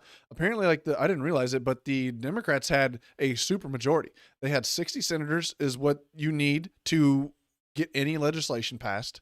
And they had the same thing in the House to where they could get it really anything they want to pass it. And that's how they got Obamacare passed. I was too young and too oblivious to this stuff to really understand what was going on. He's like, but that next midterm election was the worst, or I don't know, the worst, the best, I don't know. But it was the most seats flipped in a single election cycle where the senators were like, we lost like 8 people got fired from it, and then the House was lost, and then the Senate was taken back shortly after, and then the Trump in 2016. So we're like, that rollout, it's like, and how that happened is like, yeah, people did not agree with it, and they lost complete control from the policies they passed. And that's what they're talking about. This legislation is like, come midterms, you're going to see who really wanted this and who didn't realize it, and who was just going after the $1,400 check. And like, well, $1,400, okay, we'll go ahead and sign that. And now there's $1.9 trillion, and you see all the foreign aid, all the blow, all the extra stuff that went into it. And you're like, wait a minute, I just paid $1,400, but now I got to pay $5,000 back in taxes. You raised my taxes. Like, that didn't work. Wait, what? Not just taxes, but everything is gonna go up because what was it since this whole pandemic started? Where are we? Like $5.5 or $6 trillion has been put into the economy so far just since the pandemic started. So that money needs to go somewhere. Like it can't just stay in the air. The money is gonna well, it's already going into assets, right? We're seeing the stock market hitting all-time highs. We're seeing real estate market is booming. All of these things, like it's starting to inflate. Gas prices are going up a lot. Yeah, I mean, we went up what, like 50 cents in a matter of a few weeks. You know, so it's over $2.50 now. So like, whoa, yeah. So you're looking at it. It's already affecting it. And to your point, what you said, what is, who is gonna be right after all this is said and done? The issue I have with that question is that the same with what we talked about with the Federal Reserve. They change what right means. Mm-hmm. You understand? Because then you talk about, when this all comes, when they want to spin it, they have people that can spin it, and they'll spin it in the way that's like the economy can be booming, everybody could be fine, but then they're gonna be like, yeah, but look at this way all the way over here. That's what really mattered. Yeah, that wasn't the measure before. And they keep moving that, and they keep changing that. So I think they're always going to pivot. Like their target is like, it's no longer the unemployment. It's like the unemployment, Employment. And they're looking at employment of minorities and women. It's like, so that's a number you're trying to affect by monetary and fiscal policy. Like, that's going to be interesting how that plays out. But it's also one of the things we talked about. Like, they're trying to find the most vaguest rule that they can follow, pump as much money as they want to in the economy to erase a lot of this debt. And let's talk about reset. We have a massive issue that's education, right? Education is a big problem in this country, especially for minorities and for people that are below the poverty line. Yeah. So if you're using that as a gauge for employment, that is giving you essentially the right to print as much money as you want. Yeah. Because the chances of that hitting any kind of decent level, it's going to be pretty damn difficult. Yeah. Because you have a lot of these people that are severely undereducated. They have no skills that people can pay anything for. You understand? So it's like, why worry about, how much money you're printing? Because that's not going to help anything. Why not worry more about setting a goal of, how are these people being educated? How are they being given tools and abilities and education to be able to get a job, to be able to get something worth anything, right? So who knows where it's going to go and where it's going to lead. But on the topic of printing all this money and you see it flowing into assets, I got something that's fun. Have you really heard much about non-fungible tokens? NFTs. Oh, NFTs, yes. Yeah. Have you followed much of that? Like, I haven't heard about it until this year, but now it's one of the things that's really kind of blown up, like what's happening with that. So for those of you that don't know, an NFT stands for non-fungible token. So it's allowing you to basically monetize something involved in like the blockchain and sell the ownership of that and solidify that you own a piece of that, making it an asset. Things that weren't assets before, or basically how I think about it like the stock market, where before ETFs were created, you had to buy an entire company stock, mutual or a mutual fund, and you had to pay full price in like fractional shares. But now you can buy a piece of a mutual fund instead of paying, or like Berkshire Hathaway. I mean, I think that's the most expensive stock in the stock market at like $350,000 for one share of their Class A stock. Nobody, your average individual cannot afford 350 grand to buy that. But with today, with fractional shares and a lot of these platforms that are coming out, I can now afford to buy $10 worth of a Class A share because it's fractional. So now allows access to people and more liquidity to that, to where you can now take these non-fungible tokens and really create assets to things that you couldn't before. And an example being like this cup that, say, one time was proven was drank out of like John Lennon or somebody like that, and it's proven certified. You're like, well, before you had to go to an auction house and you had to sell that thing, and whoever had the money, millions of dollars to buy that thing, could buy that. But now with these fractional tokens, they turn ownership into pretty much stock, like stock markets. I can own $10 worth of that $60 million piece, creating a massive amount of liquidity to it, to where your boy Rob Gronkowski is creating his own NFT for his Super Bowl highlights. So the National Football League tight end partnered with a non-fungible tokens marketplace, OpenSea, to release 5 digital trading cards featuring Super Bowl moments. The NFTs will feature Gronkowski's career highlights and are designed by virtual art studios Black Mondre. He referenced Mark Cuban's endorsement of NFTs as another reason he wanted to enter the space. The digital collectibles are tied to a blockchain, a digital ledger similar to the blockchains used for digital currencies like Bitcoin. This effectively gives each NFT a unique and non-hackable certificate of authenticity. Gronkowski is just the latest notable name to jump on the NFT trend. For example, Twitter CEO Jack Dorsey is selling his first tweet as an NFT, which bids as high as $2.5 million. Taco Bell even joined the trend this week, selling a digital work of art featuring tacos. So it's like, with all this money printing out here, what do you think about this space and what it can do to non-tangible assets like trading cards? I remember like Pat David talked about that they were buying pieces of like a Wayne Gretzky card that was selling for millions of dollars. Like, it's held in one location, the physical card, but now who owns that is tied to this huge blockchain ledger. I have a lot of mixed feelings about it. I feel like you're going to be, it just brings me back to what we talked about before, Tulip Mania, right? Where you're going to have things severely overpriced and overvalued just because it has great marketing behind it, or you have Gronkowski sponsoring it, or, you know, whatever other celebrity is doing it, because a lot of celebrities are getting into these as well. So I think it's going to be creating assets that are not. Well, let's define an asset. As long as somebody believes it's an asset. Gold is an asset because people believe gold has a value to it.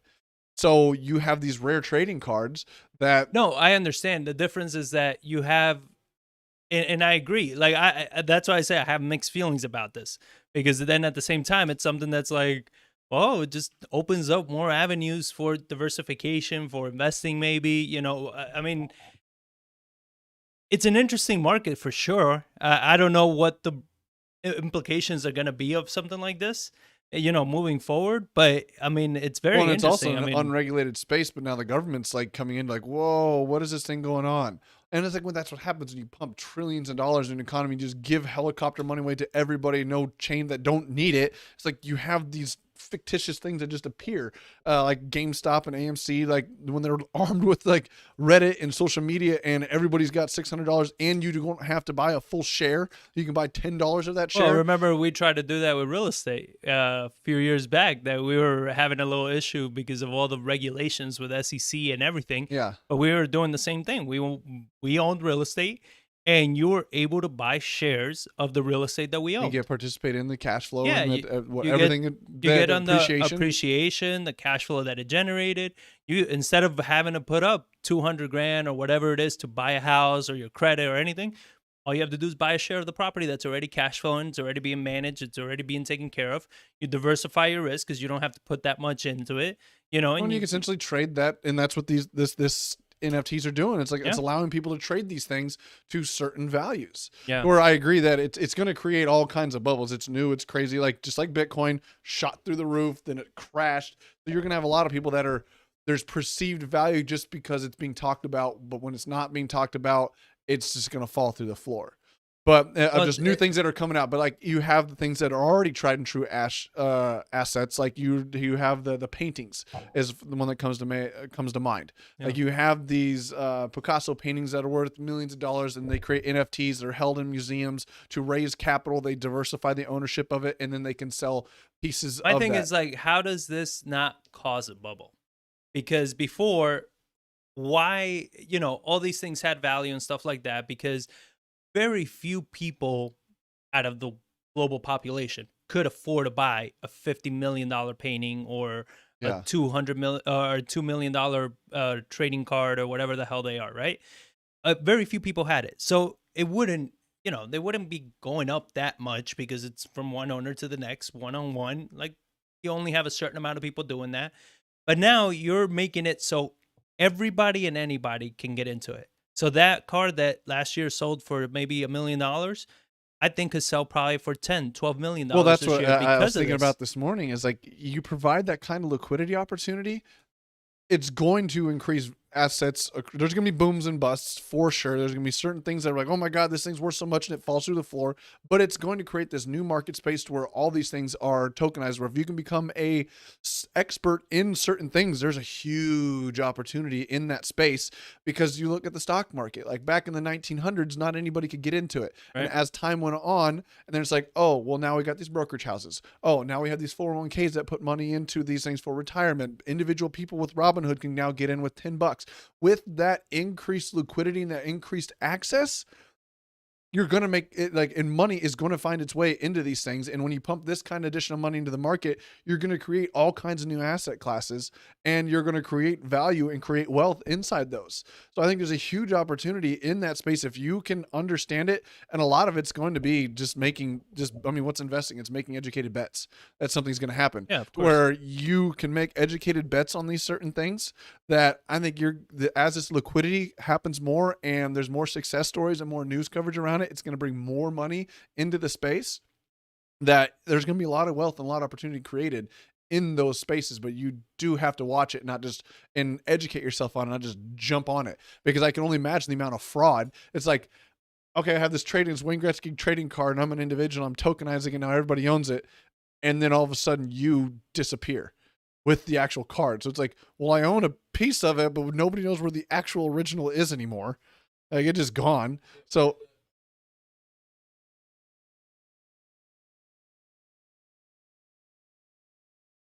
yeah, you'll know who the owner is, but the actual piece, like the actual physical thing is gone. Yeah, I know it's separate, but then it's like, what's stopping that person from going and trying to So sell the hold card on. back door? You're saying it's separate. So right, but the NFT is digital, but the card itself is why that's valued. So if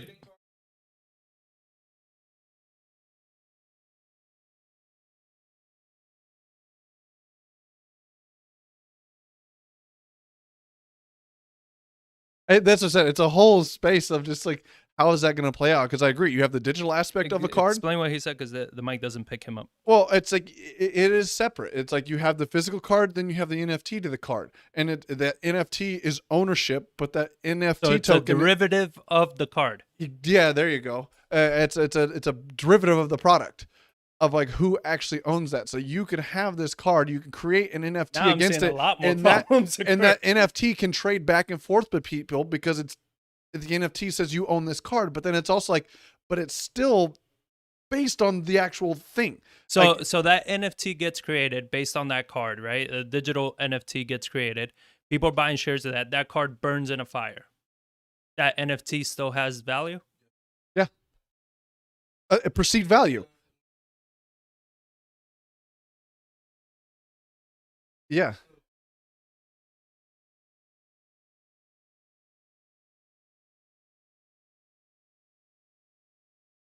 Well, that's history. It's like the card burned, but people still think this NFT has value because it's tied to Wow. that card that burned down in this certain aspect of it. So that's where it's like, it's crazy to some of the stuff, but also you have digital assets like what Gronkowski's creating is it's a video of his highlights and then it's who owns it, to where it's like, okay, but I don't get, like, I get that aspect that you're saying your highlight video you created, but I can get online and watch it.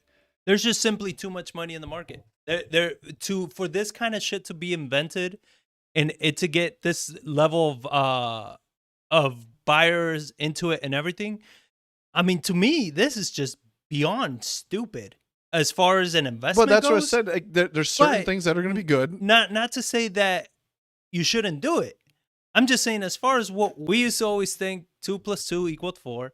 And now it's like you said, well, it depends what one of the twos identify as, right? Because like it doesn't equal 4 anymore. Now it equals like it's subjective what that equals. So then there's going to be huge opportunity for some of these like authentic, real places providing liquidity and access to assets that weren't able to trade before, like fine art, bottles of wine, certain things that like somebody owns, but you couldn't buy that unless you had $60 million to buy the thing.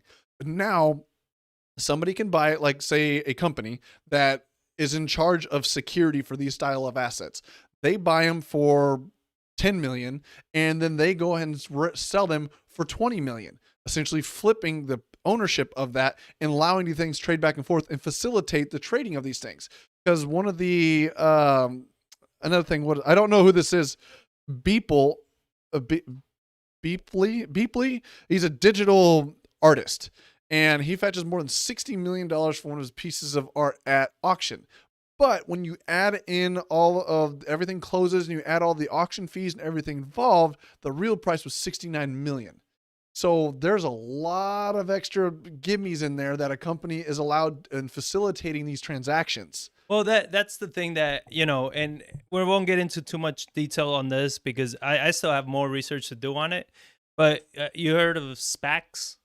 Yeah. So you have the special purpose acquisition companies, Yeah. what they call it. So Literally raising that blind company goes public and it gives them the right to acquire other companies. So then they don't have to go through the process of going public, but they will trade publicly through that particular company. You basically raise a blank check where it's like, hey, our anticipation is to go, like you said, buy companies, then bring them public underneath our umbrella, our conglomerate. So we're going to sell this theory that we're going to go do this business model without actually doing the business model first. It's an idea. We're going to go raise 100 million, 200, 300 million dollars of shares, betting on our company's ability to be able to go and execute and do that. Yeah, because then you have like 6 months or a year or something, depending on what it is, to acquire companies. Yeah. Right. So, well, with that being said, where I'm going at more with this is that they are excluding the big players that get paid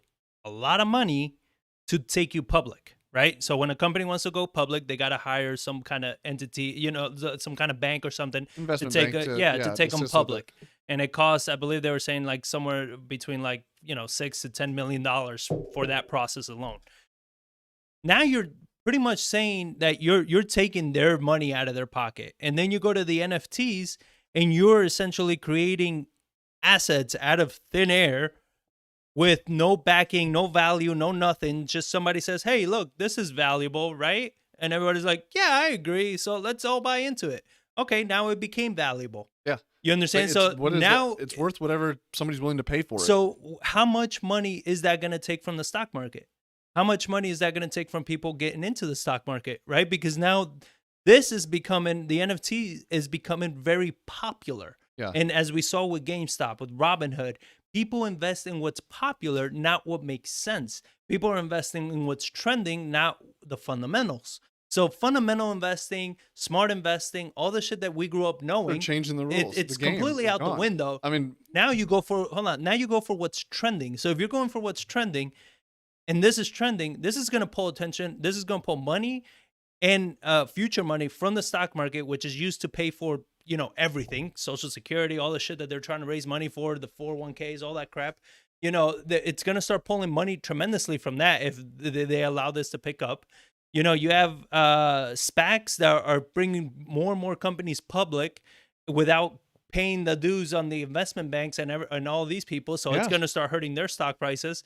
I mean, I'm curious as to how, if they're going to allow this to happen, you understand? Oh, how it's going to modify to happen. well, I mean, capital asset pricing model put in here, like blockchain technology is breaking new grounds. There are countries where titles to real property are recorded on a blockchain, and I think that's fantastic. That I don't have to, like, right now we have a problem to where we were trying to close on a property, and it took, because of the storm we had here and the entire company is based here in Texas, everything got shut down. It took us 2.5 weeks to get a title commitment because they had to go in and do all the research, do all the backtracking and stuff like that. So it just took time.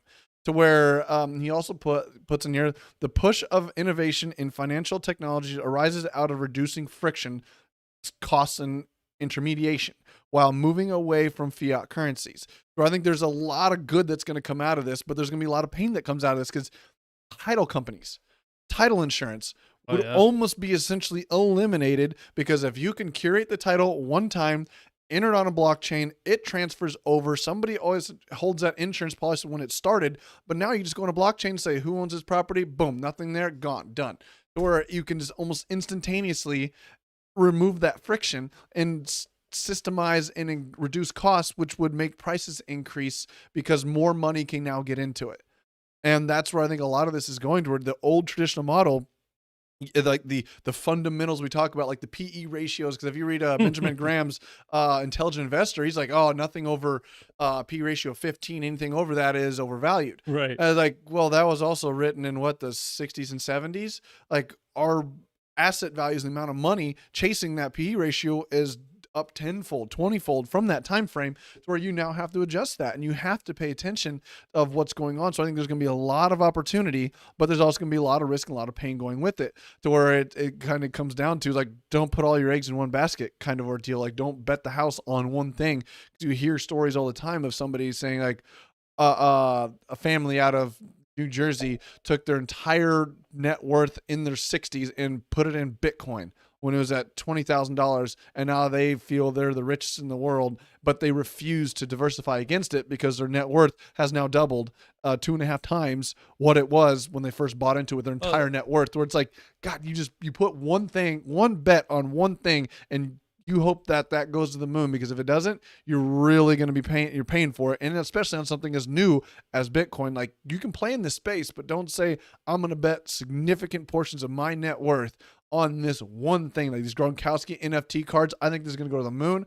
I'm going to put 80% of my net worth into that one card, or one NFT. It's like a lot in a newfound space. Well, Val said in here, I think along the lines of, if everything is worth something, then nothing will be worth anything, if that makes sense. Yeah, and I get what she's saying, and it does make sense, because it's just to a point where it's like, I believe, again, this is going to be something that a lot of people are going to get behind. It's going to form massive bubbles in a lot of areas. And while to your point, yes, it's going to be extremely beneficial for people, but I think the majority of people are going to be getting screwed left and right because of massive, dumps, fake pumps, and all these things, because it's just... Well, it's also one of the things, like, you think about how the Federal Reserve stops recessions. They pump market money into stock markets and public markets. Mm-hmm. Well, a lot of these aren't quote unquote public markets that the Fed's directly attached to where these things become dangerous is when people start borrowing debt to buy these things, and then things crash. Yeah. And then it's like the Fed's like, well, we can't come in and buy these NFTs. We've never had any systems set up for that. That was one of the issues that happened in 2008, and why this round of the recession in 2020, like how the Fed was able to stop it and increase it and reverse it so fast, because I don't know. I don't know if you listen to him much anymore. You didn't like the guy because he's too monotone. But the Money for the Rest of Us, he did a segment on like how close the financial system was in March to absolutely completely collapsing across the board. Not just one asset of bonds. No, the entire financial system was on the verge of completely collapsing, and because it goes into the examples of like how many things were going non-bid because everybody was selling and nobody was buying, Right. and like how that repercussions went through. But the Fed was able to step in because of what happened in 2008 and the access and the avenues to markets that were created from 2008 that helped backstop this one. But now you have these things creating that they have no avenue to inject cash into, or if these assets start rising up and being significant pieces of wealth, they can bring an entire market down. This kind of just makes me think of something that, and I would like to get everybody's feedback on this and your feedback. Based on this, if you are an investor right now looking at sound, logical investments, you're an idiot. Stop doing it. Stop looking for sound investments. Stop looking for smart investments. Look for the craziest shit you can possibly think of and Bet on all invest of in them. that. Bet on 'Cause all of them. that seems to be the play for the Federal Reserve, for the government, for people, for the stock market.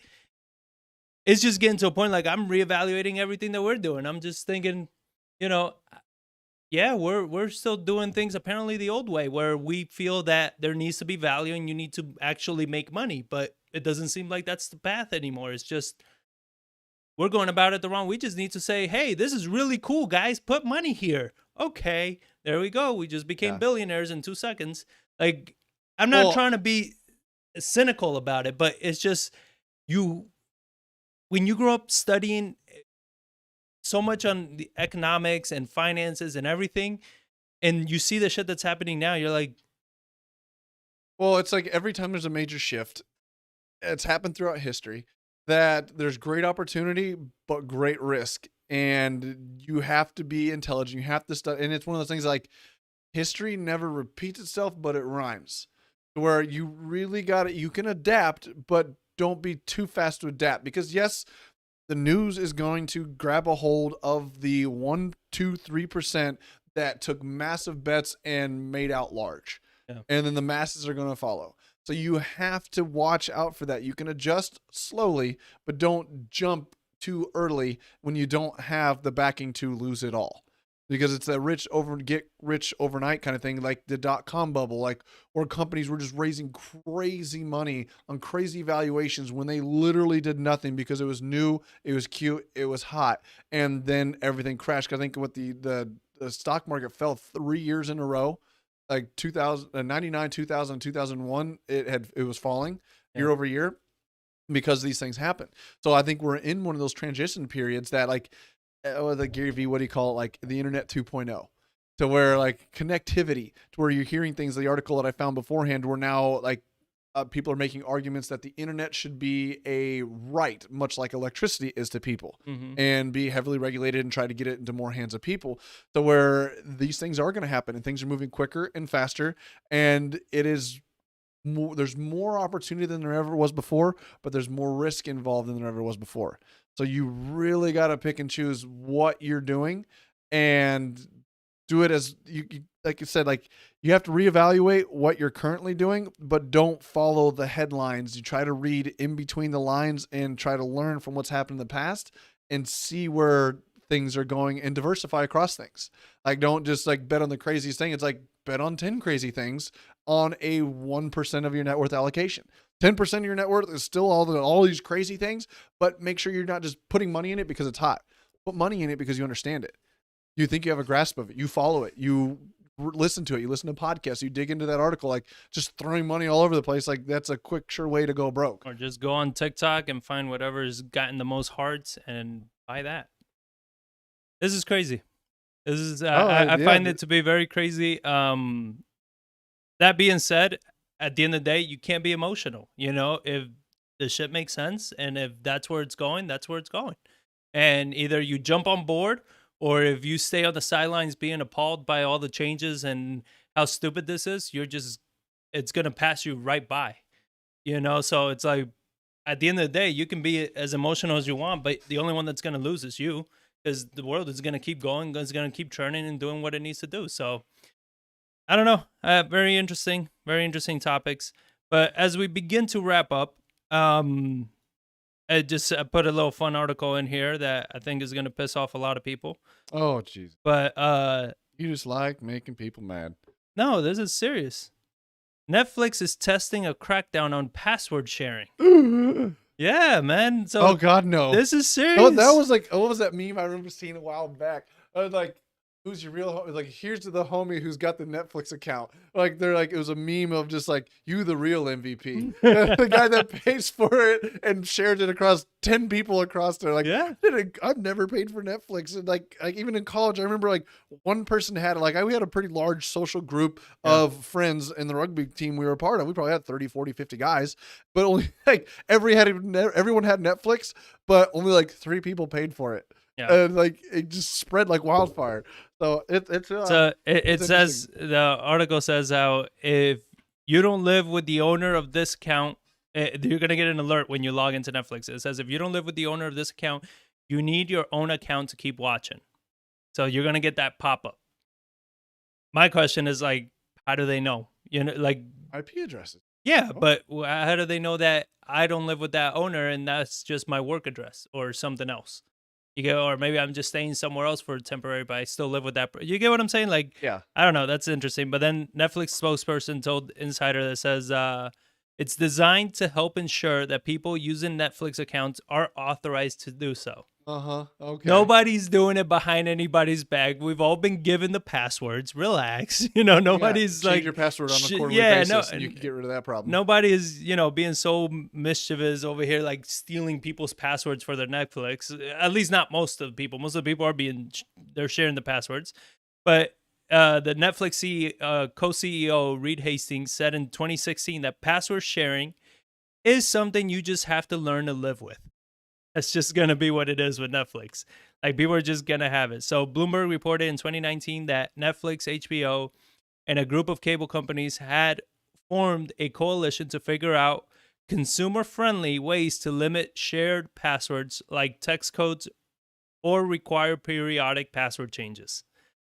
I mean, even that, I still don't see how that's going to work because, again, nobody's sharing the password with us that, doesn't want us to have it. Yeah. So even if they're doing that, like, you just text whoever has it, like, yo, I'm about to log into Netflix. Can you send me the code they send you? You know what I mean? Like, or what is it? I mean, a lot of it, I think, is like Fubo TV or something like that. Only one person can be logged in at one time on the account. yeah, So it's well, like that's one way it to used to limit it, be. So a lot of them started like that, and they started changing real quick because that just sucks. Like if you had it, and it was the issue where if you were, let's say, traveling for business, and your wife's at home and she's watching it, and then you want to watch it in the hotel room, you can't. Yep. It's like, but I'm paying for it. You know what I mean? So they disbanded that. But that's what I find crazy with all this is that this is the whole movement of cut the cord, right? Get rid of DirecTV, get rid of what was it, Time Warner cable and all that. Yeah, traditional cable and get rid of it satellite because dish. it's ridiculous. It's so expensive. It's stupid. You're paying so much money. Now you're paying probably double that if you want to have the same kind of channels because now HBO Max has its certain shows.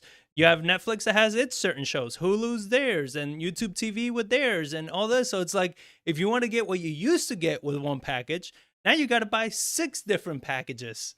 You know what I mean? So what are people doing is they're alternating. They have family members that you have Hulu, you have Netflix, you have YouTube TV. Everybody shares a password. Well, it's crazy too. But what I do like about it is like they're not contracts. They've gotten rid of the year-long contract locked in this thing. Yeah. Where it's like I can buy it for once. Like when Wonder Woman came out and like everything was shut down. If you went to saw Wonder Woman to a movie theater and you had a family of 4, between popcorn, all that stuff, God, you're spending over $100 to go watch that movie.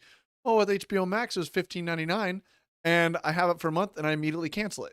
So, like, I just paid $15 for 2 people to watch the movie instead of going to the movie theater and paying $25 in my house, and I canceled it right away. So you can pick and choose. Like, a show came out. Oh, Ozark is a really cool show on Netflix. It really wasn't, but go ahead.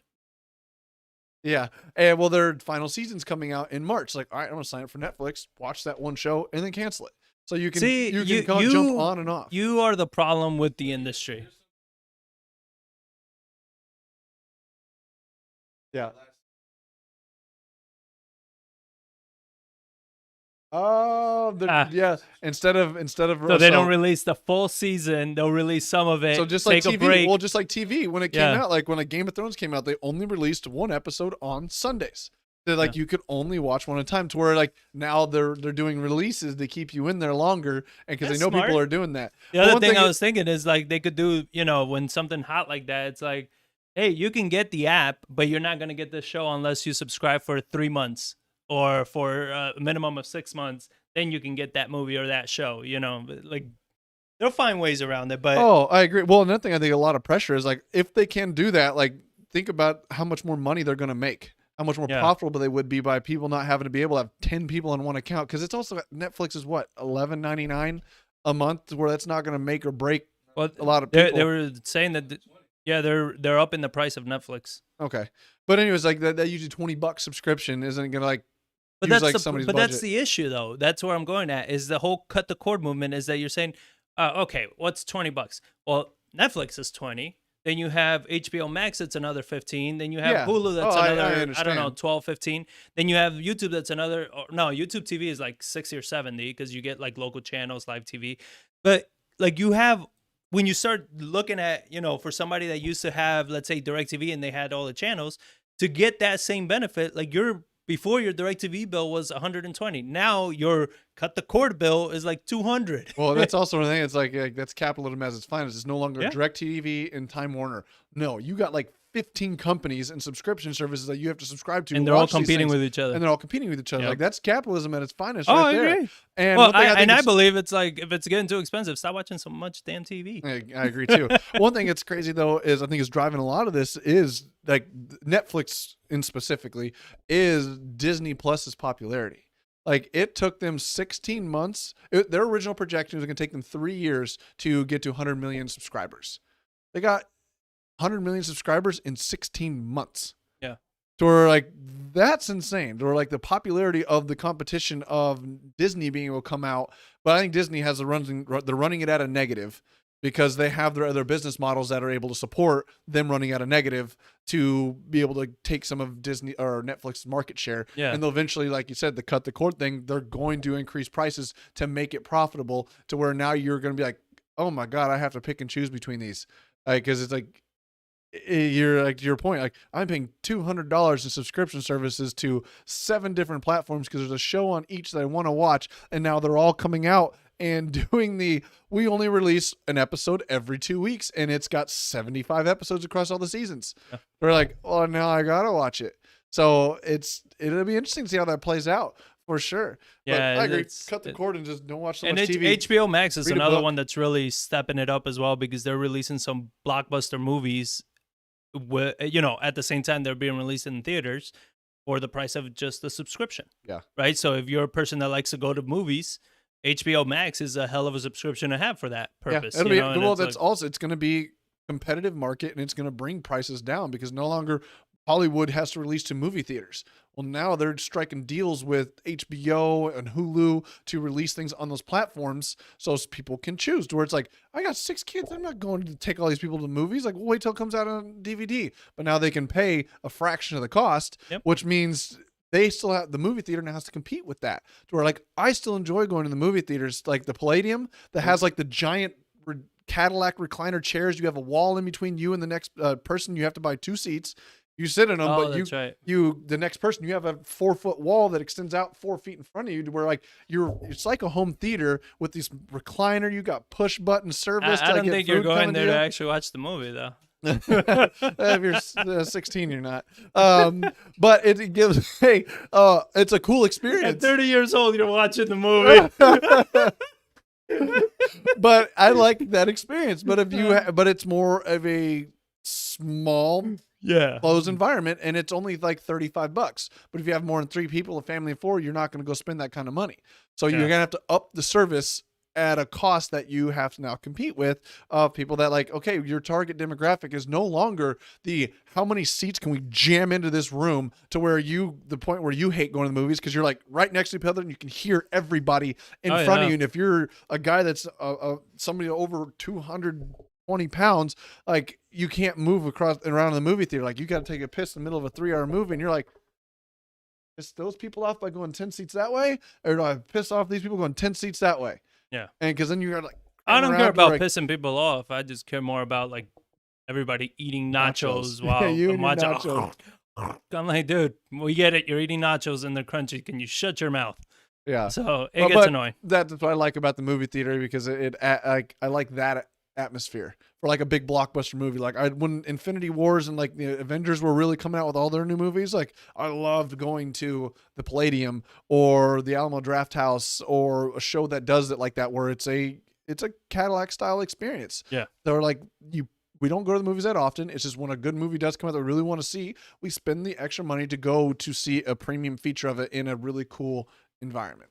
So yeah, I think you're going to see more of that, and the cost of those come down to try to compete with a lot of these services. The movie theater experience is going to have to change for sure to be able to adapt. It's going to have to be some form of hybrid movie theaters where it's like you can do X amount of things and watch a movie.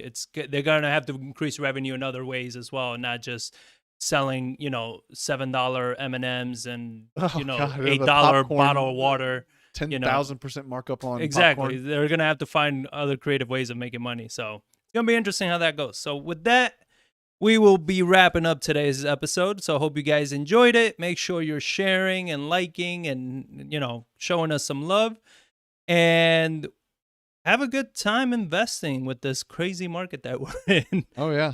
It's very nuts. Do your homework. Do your math, and I don't know. Good luck. Because I don't know what else you're going to do. So with that being said, that's it for today. And we will catch you all next week.